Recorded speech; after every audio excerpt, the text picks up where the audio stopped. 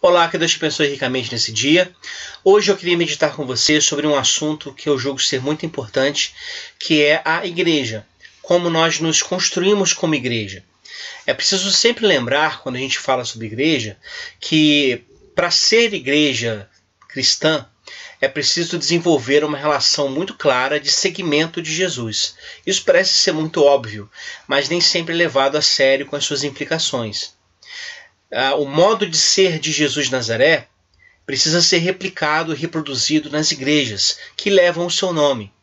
Quando Jesus se encontra com os discípulos logo após a sua ressurreição, lá no Evangelho de João, ele encontra os discípulos trancados em casa, e aí ele diz: Pai seja convosco, e ele diz: a minha paz vos dou, né? Essa paz que excede todo entendimento, e aí ele diz: assim como o Pai me enviou, eu vos envio. Esse assim como, então, marca o critério, o modelo a partir do qual nós devemos construir as nossas próprias relações comunitárias, as nossas próprias igrejas. Caso contrário, se a gente constrói uma igreja, uma comunidade que não carrega esse modelo de Jesus de Nazaré, nós na verdade estaremos fazendo outra coisa que não uma igreja cristã, que não uma igreja ligada ao Evangelho de Jesus. E é claro que é preciso sempre estarmos cientes dessa autocrítica necessária, para que a gente observe se o nosso caminhar está seguindo os passos de Jesus de Nazaré, ou se o nosso caminhar está se afastando dele ou caminhando sem ele. Eu lembro aqui do Evangelho de Lucas, quando Jesus vai ao templo com os pais, tem 12, 13 anos, e quando ele chega lá no templo em Jerusalém, os pais, quando retornam para casa, né, José e Maria julgam que Jesus está presente um com o outro, né? E esse ato de apenas pressupor isso, a presença de Jesus, e não se conscientizar de fato que ele está presente, faz com que eles andem 3 dias sem Jesus, sem perceber que estão sem Jesus. E aí, quando percebem, precisam voltar ao ponto onde o perderam para recuperá-lo e aí sim caminhar com ele de novo. Eu acho que essa analogia nos ajuda como igreja. É preciso, portanto, que a gente pare por um momento para julgarmos se nós, como igreja, estamos ou não caminhando ao lado de Jesus de Nazaré. Se não estivermos, então é hora de parar, como diz o Apocalipse, nos arrependermos e voltarmos à prática do primeiro amor. Caso contrário, a gente corre o risco, como eu disse antes, de construirmos uma comunidade, uma instituição que pode até carregar o nome de Jesus. Está lá a placa, Igreja Evangélica, Igreja de Jesus, mas que pouco ou nada terá a ver com Jesus de Nazaré, conforme é revelado nos Evangelhos. Então, por causa disso e a partir dessa premissa, eu queria convidar você, a partir de hoje, a conversarmos um pouquinho, nesses próximos domingos, sobre alguns traços característicos que deveriam marcar a igreja, porque esses traços são traços que estão presentes no ministério de Jesus. Então, para isso, eu quero convidar você a ler o texto que está no Evangelho de Lucas, no capítulo 7, no versículo 11 em diante, que diz assim: Em dia subsequente, dirigia-se Jesus a uma cidade chamada Naim, e iam com ele os seus discípulos e numerosa multidão. Como se aproximasse da porta da cidade, eis que saía ao enterro do filho único de uma viúva, e grande multidão na cidade ia com ela. Vendo-a, o Senhor se compadeceu dela e lhe disse: Não chores. Chegando-se, tocou o caixão, e parando os que o conduziam, disse: Jovem, eu te mando, levanta-te. Sentou-se o que estivera morto e passou a falar, e Jesus o restituiu à sua mãe. Todos ficaram possuídos de temor e glorificavam a Deus, dizendo: Grande profeta se levantou entre nós, e Deus visitou o seu povo. Essa notícia, a respeito dele, divulgou-se por toda a Judéia e por toda a circunvizinhança. Esse texto é muito conhecido, e eu não quero, na verdade, me deter aqui no relato do milagre em si, que é uma coisa fantástica, Jesus restituindo a vida àquele jovem. Mas eu quero chamar a atenção a um traço que está presente aqui, um traço do caráter de Jesus, do ministério de Jesus, da vida de Jesus, que também precisa estar presente na igreja que leva o seu nome. E esse traço, essa característica que está presente em Jesus é a compaixão. Como diz o texto aqui, Jesus, vendo aquela mulher, aquela viúva, que perdeu seu único filho, e muito consciente, é preciso que estejamos conscientes desse fato, de que uma mulher viúva que perde seu único filho, perdeu não só o seu passado, mas o seu futuro. Ela não tem mais chance agora de viver bem na sociedade de Israel daquele tempo. Então ela dependeria do filho para viver. Sem o filho e sem o marido, o que resta a ela? Bom, esse caso então revela a presença de alguém que está sofrendo uma perda repentina e uma situação de profunda fragilidade social e pessoal. Essa mulher aqui precisa de ajuda. E aí diz o texto que Jesus, vendo a mulher, ele se compadeceu dela. E esse é o traço que nós precisamos desenvolver enquanto igreja, ou um dos traços. Primeira questão aqui que a gente pode pensar nessa lógica da compaixão. A compaixão nos ajuda a enxergar as pessoas individualmente e não as multidões sem nome. Jesus está sendo acompanhado por uma multidão e ele está se encontrando com outra multidão que está saindo da cidade. Mas para Jesus não importa as multidões, importa a pessoa, importa o indivíduo. Ele é capaz de, no meio de uma multidão, enxergar quem sofre, enxergar quem está padecendo uma necessidade e a esta pessoa dirigir a sua palavra e a sua atenção compassiva. Eu acho que esse é um traço que nós, enquanto igreja, também precisaríamos aprender a desenvolver. Não nos importaríamos tanto assim com os números, com as multidões, mas nos importaríamos muito mais com as relações pessoais, com as pessoas, com os indivíduos. Porque quando nós falamos de comunidade cristã, de uma igreja, nós estamos falando da reunião de gente. Não é reunião de números, não é reunião de dizimistas ou ofertantes, não é reunião de membros apenas, números na membresia e que podem ser computados para divulgar se o ministério é um sucesso ou não. Nada disso importa, nada disso tem valor diante de Jesus. O que importa é se nós somos capazes, ainda que estejamos no meio de uma multidão, se nós somos capazes de perceber, de sermos sensíveis à dor de alguém, ao sofrimento de alguém, ao choro de alguém. Se nós perdermos essa sensibilidade ao choro alheio, é muito fácil que nós, então, nos acostumemos com o sofrimento dos outros e passemos de largo, como o levita e o sacerdote na parábola do bom samaritano. Lembra do texto, né? Eles passam de largo, deixando o homem caído, ferido na estrada, porque, afinal de contas, não é meu problema, alguém irá ajudar.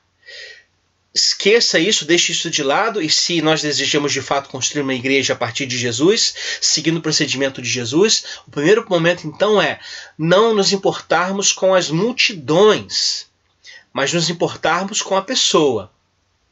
É claro que quando eu falo aqui de não nos importarmos com as multidões, eu não estou me referindo a não ligarmos para as necessidades sociais e políticas e econômicas e pessoais que essas multidões possuem. Elas têm. Diz o texto lá no Evangelho que Jesus, vendo a multidão, compadeceu-se dela porque eram pessoas que não tinham pastor. Ou então Jesus, vendo a multidão que não tinham o que comer, disse aos discípulos, dai vocês mesmos de comer a elas. Ou seja, há uma preocupação com as pessoas, em grande número, com as multidões. Mas essa preocupação, ela sempre é personalizada. Ela não é transformada em meros números. A minha crítica aqui é quando nós esquecemos de enxergar as pessoas e passamos a pensar apenas em números. Isso acontece muito em igrejas que desejam crescer, tornar-se visíveis. Eu não sei se visibilidade seria o nosso caminho. Nós não somos chamados a ter visibilidade, nós somos chamados a termos presença. Visibilidade tem a ver com o nosso próprio ministério, com a nossa própria ideia de ser igreja, com o nosso próprio ego, muitas vezes. Mas presença tem a ver com o nosso efeito na sociedade. Ou seja, a nossa presença, de fato, muda algo, transforma algo. Então, em primeiro lugar aqui nesse texto, que as multidões que nos cercam não nos seguem à necessidade de alguém que está perto de nós sofrendo. Então, que a gente aprenda com Jesus a olhar as pessoas, né? A não prestar atenção em números, mas a olhar as pessoas individualmente, a tratá-las pastoralmente, a cuidar de cada um como cada um é um indivíduo. Nesse sentido, não há espaço aqui para teologias de gabinete pastoral. O que eu quero dizer com isso? Teologias que vêm de cima para baixo, que são impostas sobre as pessoas. Não, a teologia construída, feita aqui por Jesus, é uma teologia feita a partir do encontro pessoal compassivo com alguém. Essa aqui é a lógica que Jesus apresenta. E aí a gente tem então o primeiro passo, primeiro momento, enxergar as pessoas. Segundo característica de Jesus que está presente no texto é o seu próprio ato de compaixão.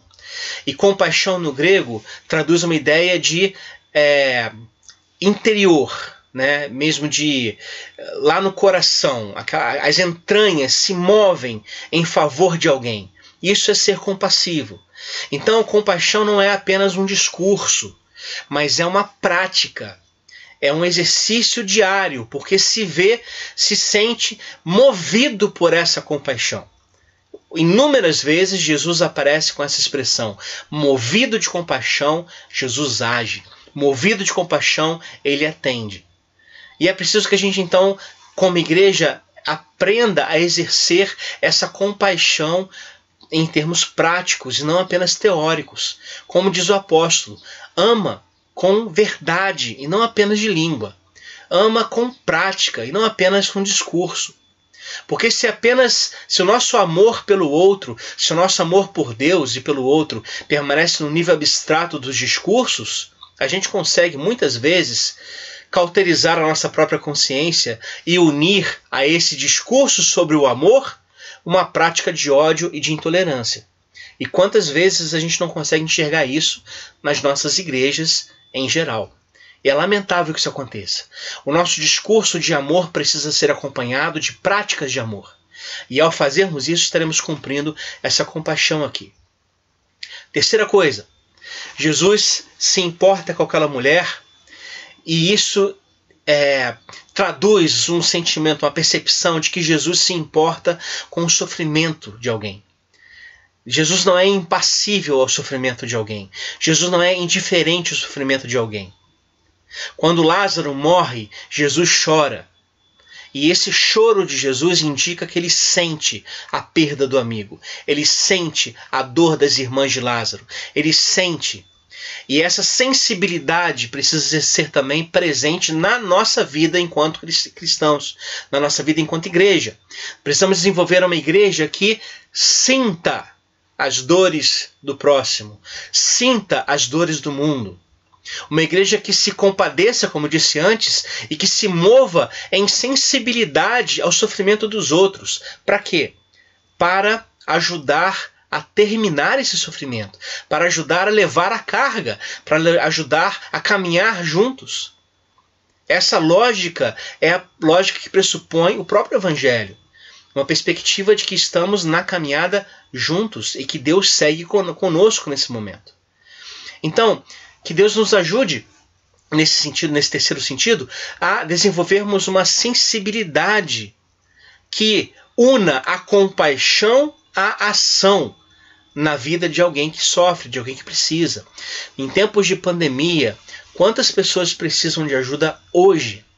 Quanta gente que perdeu gente querida, gente da família, amigos, e que precisam de ajuda, precisam de um suporte, precisam de um ombro amigo para chorar.